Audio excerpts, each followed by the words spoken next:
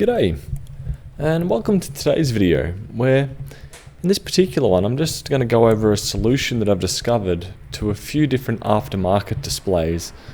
That once I've swapped the home button on there, the home button side of it doesn't work, but the fingerprint reader side still does. Now I believe I came across a bad batch of displays, and for some weird reason the Touch ID or the fingerprint/Touch ID flex has issues. So right now in the footage, I'm starting up the iPhone with the original fingerprint scanner connected to an aftermarket display. Takes a little while to boot, but then from there the home button doesn't work. So screen's off, press the button, and it's not lighting up at all.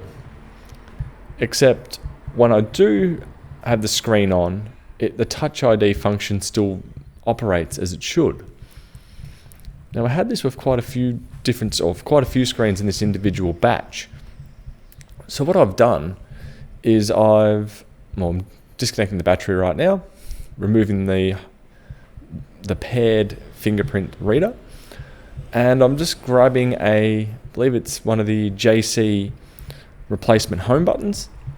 These particular ones don't work via Bluetooth, so they don't have the Touch ID function, but the fingerprint reader side of it does. So I've connected it up, hit the power back on it, and fired it up once more. And from here, the home button does wake the phone, where before with the original one it did not.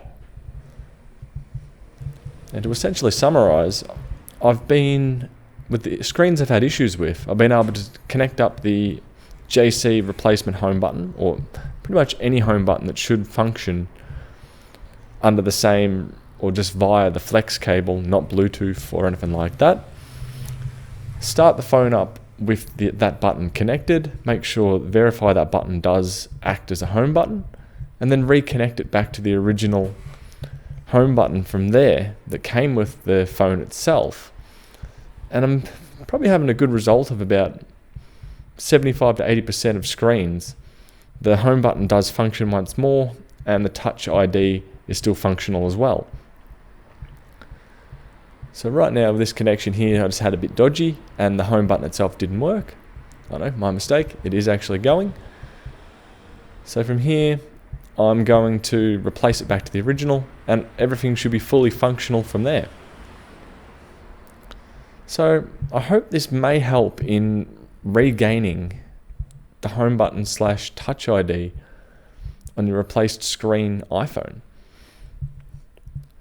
Now with it, these is under the requirement that you haven't actually damaged the home button itself when you removed it.